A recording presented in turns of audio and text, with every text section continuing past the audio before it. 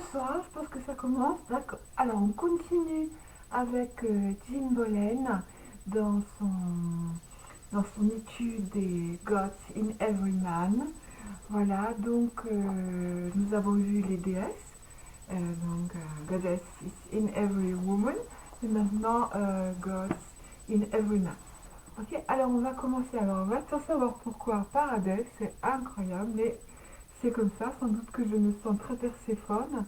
Et c'est amusant que j'ai attendu eh bien, juste la veille de notre remontée à la lumière. Ah, salut Eric.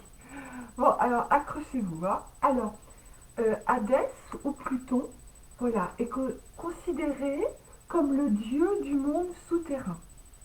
Voilà. Et voilà, donc c'est un personnage qui a toute une profondeur. Ah, mais il y a du monde ce soir, je pensais être tranquille toute seule, bah non. Voilà. Et ben, merci beaucoup, merci d'être là. Bon, alors, donc Hadès, ou plutôt, donc le dieu du monde souterrain. On peut considérer aussi, pour faire une traduction, que c'est aussi le dieu des enfers. Souvent on dit le dieu des enfers. Mais en fait, l'enfer correspond à Hel. Hel, c'est le nom d'une déesse nordique. Et voilà, paf, je reçois une pub sur le nez. Voilà, d'une déesse nordique et qui a été repris par les chrétiens pour en faire un enfer justement. Et donc c'est tout l'inconscient et c'est le monde aussi où on peut aller après la mort, bien sûr. Et on en a fait un lieu terrible, un lieu d'épouvante, et alors que c'est en fait notre inconscient. Et on peut dire que tous les thérapeutes, les psychothérapeutes doivent absolument aborder ce monde. Eh ben, dis donc, c'est la soirée est à nous, hein. Ok, il y a du monde. Les thérapeutes, les psychologues, les hypnothérapeutes surtout doivent absolument explorer ce monde du near-death experience et jusqu'à leur folie intérieure pour pouvoir justement faire la lumière sur les personnes qu'ils essayent de remonter à la surface. Bon, allez, on reglisse sur le paperboard, comme ça je me laisse aller. Alors, donc c'est le dieu du domaine des âmes et de l'inconscient. Et comme il est sous la terre, vous savez qui y a dessous la terre? Les nains, les gnomes. Et oui, lol. Et qu'est-ce qu'il y a? Bah tu vois, Eric, tu vas pouvoir faire fortune. Parce qu'à force de plonger dessous dans l'univers inconscient, qu'est-ce que tu vas remonter? De l'or. Voilà, donc c'est la prospérité, la richesse, la plénitude, la corne d'abondance. On voyait d'ailleurs ce dieu Hadès ou Pluton avec une corne d'abondance. Voilà, donc beaucoup de richesse. Alors, il y a aussi chez lui, c'est le monde, c'est le prototype, parce que là vous pourrez vous reconnaître en Hadès ou mesdames, l'homme que vous aimez, enfin vous essayez d'approcher parce que côtoyer Hadès, c'est pas évident. Alors lui, parce qu'il est plein d'anxiété, de dépression, de bouleversement, de chagrin, de douleur, voilà. Et par contre, voilà, donc il peut vous apporter aussi le renouveau ou une illumination. Alors, donc c'est ce que je disais, c'est bien ce que je disais. Le Near-Death Experience, c'est le domaine d'Hadès. Donc quand vous remontez, quand vous passez quand vous passez la porte, quand vous passez le tunnel, et que voilà, vous passez de l'autre côté, ou quand vous passez en hypnose aussi, de l'autre côté de l'espace-temps, à même pas peur, voilà, vous êtes dans une near-death experience. Voilà, bien sûr, vous revenez. Voilà, ok. Donc c'est tout le monde d'Hadès, c'est la retraite, l'isolement. Et tiens, c'est bizarre, comme fait exprès, nous y sommes chez Pluton. En fait, vous savez tous que, je vais arrêter de dire en fait, que cette période correspondait, si vous voulez, au fait qu'il y avait une conjonction Saturne avec Pluton. Voilà, puisqu'ils sont, voilà, ils sont tous les deux en Capricorne. et ce qui nous a apporté justement une retraite et un isolement. Et là, on est dans 4 jours, euh, nous avons Saturne qui quitte le signe des Capricornes et qui va se détacher de Pluton. Donc voilà, retraite et isolement normalement. Euh, voilà, en fait tout ça, nous étions en plein bouleversement donc chez Hadès comme Perséphone, hein, voilà, qui a été raptée par Hadès, on va en parler. Et donc retraite, isolement, voilà, c'est pour ça que j'avais envie d'en parler, parce que demain on sort. Je ne sais pas si vous êtes au courant. Alors, on retourne dans le caractère ténébreux, voilà, dans Hadès, c'est le bon brin ténébreux. Peut-être Thésée aussi, s'il n'a pas beaucoup d'Hermès, mais bon. Parce que, bon, on n'a pas non plus qu'un archétype masculin. Nous ne sommes pas, messieurs, qu'un seul dieu. Euh, voilà, vous pouvez être Zeus, Apollon, Hermès, Mars, euh, ou Arès, enfin, etc. Et ou Neptune, qu'on va voir d'ailleurs après Hadès. Bon, alors donc si je pourrais en revenir aux dames, si vous êtes amoureuse d'un Hadès comme ça, donc d'un beau brun ténébreux, eh bien regardez, lisez la suite. Il préfère être seul et il ne veut pas être dérangé. Alors si vous pleurez, oh mais il y a du monde, mon Dieu. Ah oui, il y a Eric qui est en train de se montrer. D'accord, j'ai besoin de cette richesse. Donc tu fais genre, moi je vais faire une demande après pour toi. T'inquiète pas. Donc voilà, donc c'est très difficile de recevoir des messages s'il a vraiment pas envie. Si vous avez un prototype Hadès ou Pluton que vous aimez à la folie, parce que vous êtes un petit peu une Perséphone, on va dire un petit peu écervelée, amoureuse de l'amour surtout, et bien là, s'il n'a pas envie de répondre, il va vraiment pas répondre. Par contre, si vous n'êtes pas là quand lui va vous appeler, là, ça va être le drame pour lui. Mais aussi pour vous, vous le sentirez aussi. Alors, après. Alors, donc, il est retiré du monde parce qu'en fait, c'est comme ça qu'il crée. C'est un artiste très souvent. Alors, Hadès, ça peut être un très bon conseiller. Forcément, il est habitué à la solitude. Lui, il ne se rend pas compte qu'on a confiné. Moi, j'ai un ami qui est tout à fait Hadès. Ah bon, on va sortir, mais bon, c'est pas un problème. Voilà. Il n'a rien senti, enfin pas trop, il n'a pas trop senti qu'on était confinés. Bon, alors, parce que pourquoi? Parce qu'il a une vie, on va le flatter un petit peu quand même, hein. Coucou Sabine. Parce qu'il a une vie intérieure profonde. Voilà, et puis ses émotions, ben, il les exprime pas forcément, hein. Alors là, on est chez le dieu du monde souterrain, donc il n'a pas forcément d'enfant, et comme femme, il a attrapé Perséphone. Il l'a donc rapté. Donc on avait vu Perséphone, hein, quand on avait vu les déesses, je l'aime beaucoup Perséphone, c'est sûr. Alors elle est devenue, donc elle devient coupée du monde avec son amant fantôme, voilà, et elle pénètre progressivement dans son monde. Alors c'est possible que ces deux archétypes, Perséphone et forcément Hadès, s'attirent, parce que celle qui est un petit peu ingénue, qui cueille des fleurs, des narcisses d'ailleurs, pour préciser, devant la grotte d'Hadès, et ben crac, elle n'a pas fait attention, mais son père l'a poussée un peu. Donc vous voyez qu'il y a une connexion entre Zeus et Hadès d'ailleurs. Voilà, donc même si elle crie, son père est au courant qu'elle est tombée chez Hadès, mais il va pas venir pour autant la délivrer. Voilà, bon, c'est comme ça. Alors, il n'y a que sa mère, Perséphone a un lien très fort avec sa mère, Déméter, qui va vraiment essayer de la trouver. Et voilà, qui va envoyer Hermès pour retrouver Perséphone. Alors, qu'est-ce qu'elle fait, cette pauvre Perséphone, quand elle est coincée chez Hadès? Elle est coupée de l'extérieur, elle ne bouge plus, elle ne mange pas ou elle ne boit pas. Bon, je vous dis, en confinement, on n'a pas fait ça, on a bu, on a mangé, bouger, on ne pouvait pas, mais bon. Alors, en son absence, le monde ne tourne plus. Bon, c'est vrai que Déméter, donc la mère de Perséphone, va se venger, donc elle a fait venir l'hiver. Il n'y a plus rien qui pousse tant que sa fille ne va pas revenir. Hadès, vous l'aurez compris, c'est le domaine de la mort, c'est le domaine des médiums et des pratiques spirituelles. Donc Eric, il n'y a pas de raison, puisque tu descends dans cette médiumnité, de ne pas remonter les trésors du dessus.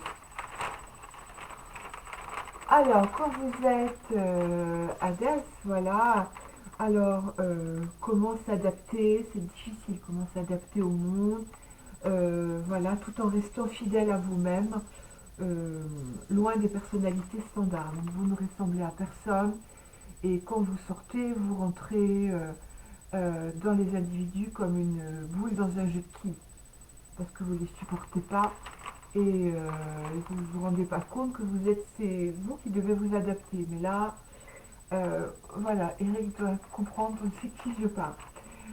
Alors, enfant, il est assez introverti et surtout, malheureusement, il ne correspond pas du tout à ce que ses parents attendent de lui. Voilà, donc c'est un peu une tendance autiste hein, quand même. Donc il va se sentir rejeté, mal compris et son monde intérieur étant un refuge. Voilà, donc là c'est le type d'adolescent avec voilà, la musique, beaucoup, donc ce sont beaucoup d'artistes qui vont se mettre à la musique parce qu'ils se recueillent très très bien ainsi dans leur monde. Alors pour faire des études et une carrière, il va falloir qu'il Hadès rajoute d'autres archétypes. Voilà, ben évidemment comme Apollon, donc celui qui est dans la lumière, ou donc la pensée apollinienne, hein, la pensée claire, limpide, ou Hermès qui est le dieu, ou Mercure, Hermès ou Mercure, le dieu de la communication. Voilà. Alors il peut être compétent pour quelque chose, mais si ça n'a pas de sens pour lui, ce qu'on lui demande, eh ben, on ne voit pas pourquoi il va vouloir travailler. Hein. Ça lui est pas du tout, sera pas du tout motivé en fait. Hein. Alors comme compagne ou comme anima, il va avoir une femme qui est comme une médiatrice, voilà, et qui sera très agréable, qui va avoir une profonde connexion, voilà, qui va pouvoir partager son monde intérieur. Alors il ne laisse pas rentrer n'importe qui, mais une fois qu'il a confiance dans cette personne, euh, qu'il l'a testé, enfin qu'il l'a bien tourmenté, il va pouvoir voilà, lui accorder sa confiance. Mais il a des chances très minimes de s'accorder à quelqu'un d'autre. Voilà, c'est très. J'ai mis quelque chose dessous. Ah oui. Donc son ami, donc son alter ego, son anima, va être toute gentillesse, émotionnelle et une médiatrice hein, auprès de son monde. Alors, les petites histoires de mythologie. Donc, Hadès, il a jeté des yeux d'envie sur Leucée, une nymphe. Alors, vous voyez, il essaye toujours d'attraper quand même. Hein. Il n'y arrive pas si bien que ça. Bon, il a du charme, ça passe autour, comme ça, de lui, ça tourne. Et quand il veut les attraper, les nymphes, surtout, elles se sauvent. Bon, voilà. Alors, la nymphe, Leucée, elle veut se soustraire au dieu. Et celui-ci, il n'est pas content. Il va la transformer en peuplier blanc et il va la mettre à l'entrée de son royaume. Et oui, voilà. Il a été attiré aussi par Manté, une déesse. Voilà. Et donc ils sont en amour tous les deux. Mais Manté va être délaissé. Voilà, parce que quand il va rapter Perséphone, elle se lamente, oui, c'est le cas de le dire. Voilà, c'est pour ça. Il y a la plante de la menthe, si vous la mentez comme mentez, et bien buvez de la menthe. Et elle va dénigrer elle dénigre sa rivale, elle sera changée en menthe par Déméter. Voilà. Ah ben, évidemment, Déméter ne va pas supporter qu'on fasse du mal à sa fille. Hein. Voilà, alors vous voyez tout de suite, on est changé en plante, hein, c'est assez curieux.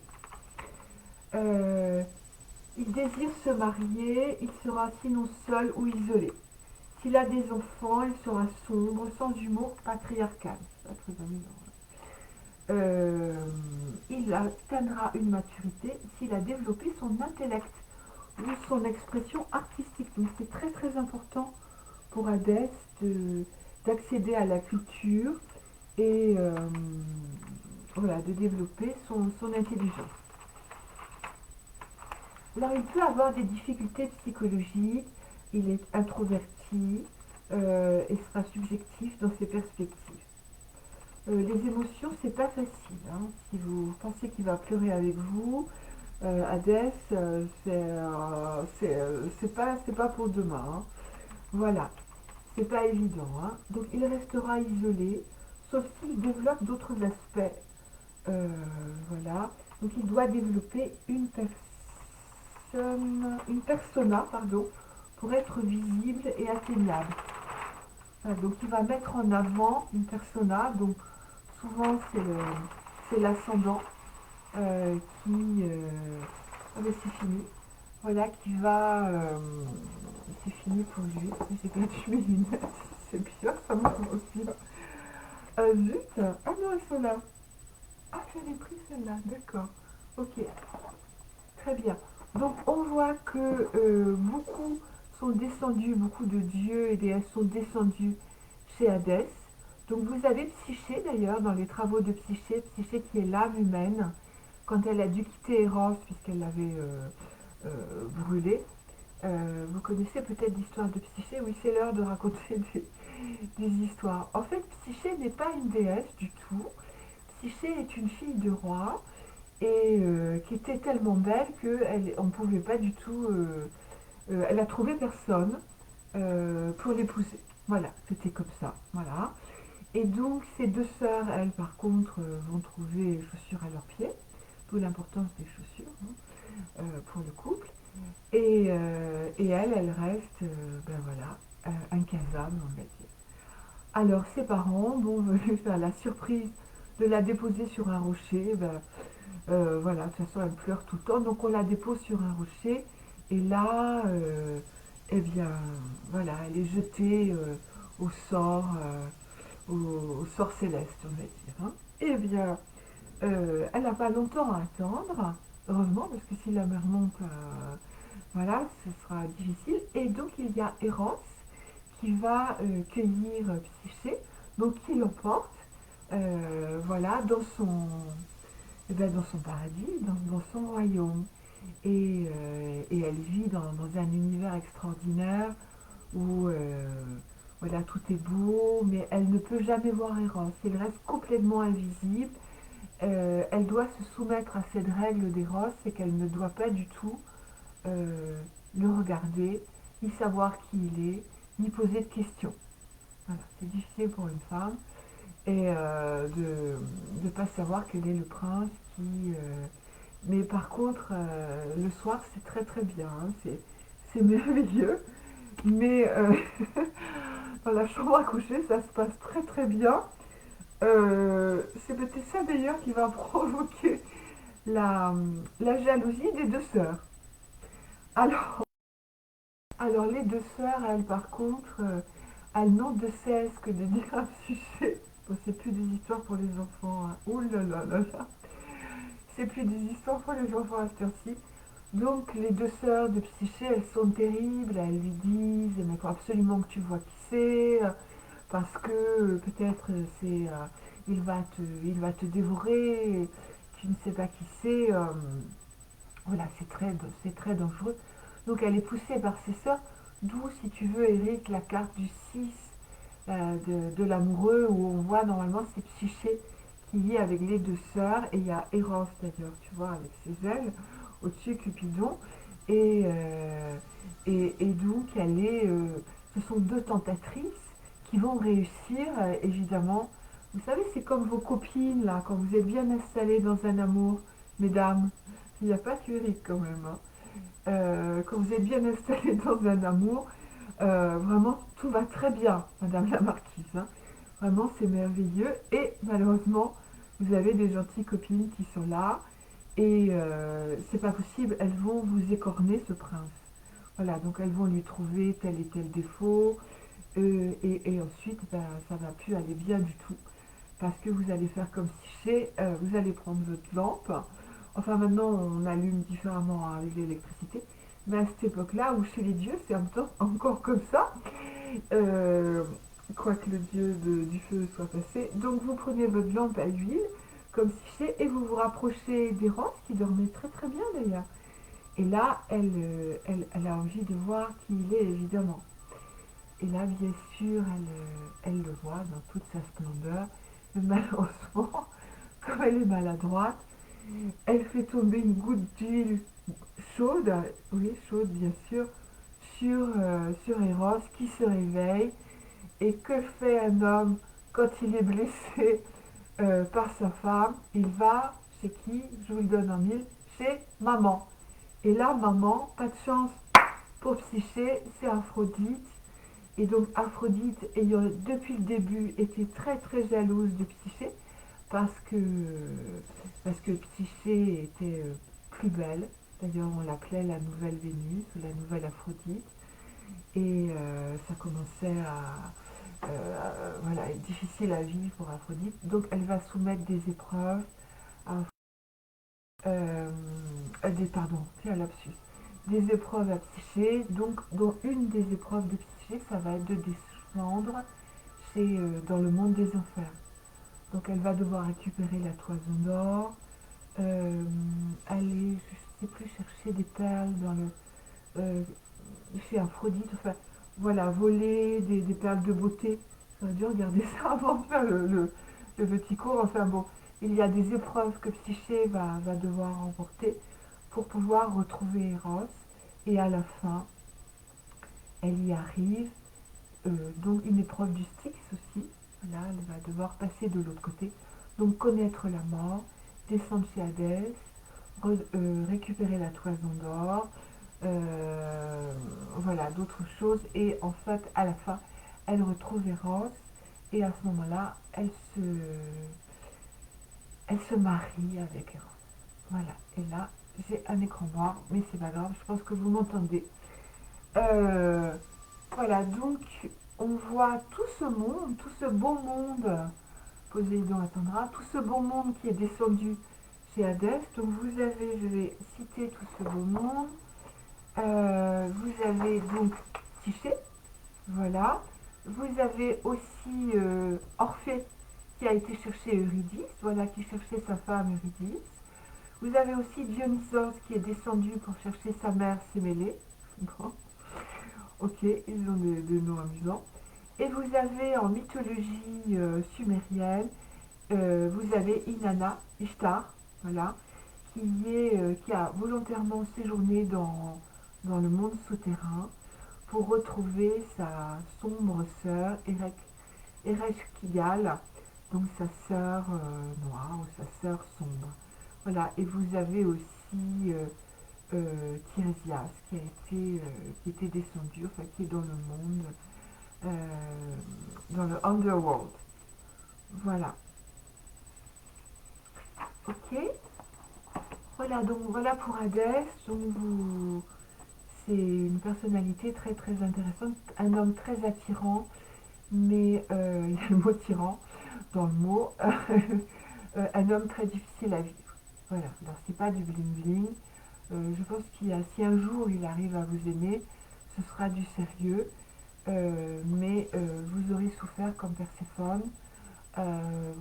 Voilà, vous vous sentirez isolé, vous n'aurez pas de preuve de son amour, mais vous serez descendu en vous-même et vous serez peut-être devenu une très bonne médium, une très bonne thérapeute, et en fait vous aurez, comme le prône Don Miguel Ruiz, et comme je disais tout à l'heure à une amie, à Mireille, vous aurez enlevé la colle du couple et l'attente surtout. Voilà, donc lui il vous aura fait faire du décapage intérieur. Bon, allons voir un personnage passionnant. Nous nous arrêterons à Poséidon parce que il faut que je traduise tout ça. C'est pas si simple, hein, Jean Bolen, c'est une psychiatre. le psychanalyste, pardon, et là, c'est pas facile. Alors, Poséidon, nous allons prendre le large d'ailleurs avec Poséidon ou Neptune. Alors, on le voit toujours sur son attelage tiré par des chevaux. Désolée, je n'ai pas d'image. Donc, c'est le dieu des océans et des chevaux aussi, hein. Il peut aussi très bien monter à cheval. Des mystères infinis, des possibilités infinies, des dangers infinis, d'un inconscient aquatique fluide. Là, c'est complètement différent d'Hadès, hein. Donc là, vous nagez, voilà, vous pouvez être dans la béatitude, il peut vous entraîner, lui, il vous entraîne. Voilà, mais c'est différent, il vous entraîne sur l'océan, tandis qu'Hadès vous fait plonger, enfin, vous fait descendre. Lui, il vous fait plonger. Pardon. Ah ben tiens, voici de nouveau avec un petit aperçu. Donc Hadès, c'est l'inconscient personnel et collectif. Tandis que là, vous avez là, le monde sous-marin représente les sentiments, les instincts, les sensations de l'humanité. Donc là, on est dans le domaine des poissons, hein, de Neptune, hein. Voilà. Pourquoi j'ai mis collectif je sais pas. On s'y revoir. Alors, les vagues qui submergent de sensations depuis les profondeurs, le corps tremblant de rage, voilà, ce sont les expériences de Poséidon. Donc lui, il est soulevé, c'est un volcan, c'est aussi une éruption terrestre et c'est aussi un tsunami, hein. Ce sont des personnalités ainsi qui sortent de leur gond, hein. Donc justement, il va avoir un tempérament violent, voilà, ça va être le mot, vindicatif, destructeur, il peut être dangereux, voilà, c'est une tempête, là c'est la révolution, hein. Voilà, tempête et turbulence, comme la mer, mais aussi il peut être calme brusquement. Voilà. Alors Poséidon peut se soulever et secouer la terre, et il entraîne aussi les raz-de-marée. Il n'y a plus de rationalité, hein. Donc si vous avez un amoureux neptunien, vous serez soulevé dans son amour, hein. Il vous emporte, hein. Alors, il retrouve ses esprits seulement après que la mer se soit retirée. Bon, voilà. Bon. Vous aurez compris le jeu de mots, ok. On est en lune noire, donc c'est pour ça. Enfin, il ne faut pas dire lune noire, on va dire lune nouvelle, mais bon. Lune noire, c'est intéressant aussi. Ensuite, il observe et il comprend l'expérience et se reconstruit lui-même, ainsi que la relation peut-être qu'il avait détruite. Alors, il peut être œil pour œil, sa vengeance sera consommée jusqu'au bout. Alors, les hommes Poséidon sont très, euh, voilà, ou trop émotionnellement submergés. Voilà, emprise totale, donc les émotions ont une emprise totale sur leur personnalité. Voilà, donc si vous êtes l'élu de leur cœur, ils ne peuvent pas du tout vous résister, hein, ça c'est sûr. Alors, on explique. Bling bling. Ah, encore un truc avec la souris. Boum. C'est une souris qui chasse aujourd'hui, ce soir. Alors, on explique, donc ça c'est Jung, qu'un complexe est un schéma archétypal qui a été chargé en émotions. Voilà. Alors, il aura besoin d'observer la situation, donc c'est là où il doit aller, besoin d'observer la situation avec objectivité, besoin de dédramatiser. Voilà, vous comprendrez que un Neptunien ou un Poséidon qui a vécu un grand amour, ce grand amour lui est retiré pour raison X, ce sera très très difficile. Alors, et là c'est très joli, donc je remercie encore Jean Bolan, je vais essayer de traduire. Il doit apprendre des dauphins, il doit renoncer à dominer. Voilà, et on retrace Poséidon et Amphitrite, vous savez, c'était l'épouse de Poséidon, mais ce n'était pas du tout Amphitrite, était vraiment pas convaincue d'aller avec Poséidon, d'être l'amour de Poséidon. C'est grâce au dauphin qu'il a réussi à avoir le cœur d'Amphitrite. Voilà, si vous êtes un peu neptunien, Voilà, faites appel au dauphin pour conquérir ou offrez-lui un dauphin en bijoux, bien sûr. Alors, c'est très bien qu'ils se nourrissent d'expressions artistiques, par exemple de drame, de poésie, de littérature. Et il va être aidé par Hermès, donc Hermès ou Mercure, ou Héphaïstos. Héphaïstos, vous savez, c'est le boiteux dans sa forge, donc c'est le personnage âgé de la mythologie grecque et romaine. Voilà, donc qu'on verra certainement. Il va avoir besoin d'Athéna, déesse de la sagesse. Donc à côté de Neptune, Athéna sera parfaite. Et d'Apollon aussi, dieu du soleil, et de Zeus.